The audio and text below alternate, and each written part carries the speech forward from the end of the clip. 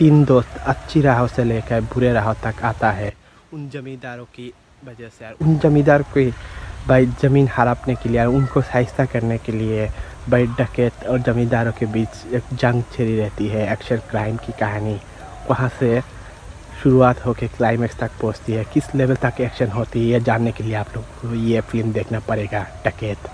भाई अगर आप लोगों ने सनी देओल की ये फ़िल्म एक्शन क्राइम फ़िल्म नहीं देखा है तो जाकर ज़रूर देखना। इसी वीडियो के डिस्क्रिप्शन में जो फास्ट लिंक मिलेगा वो मूवी का होगा। 1080 पिक्सल है, official Hindi dubbing HD print, देखने लायक जैसा।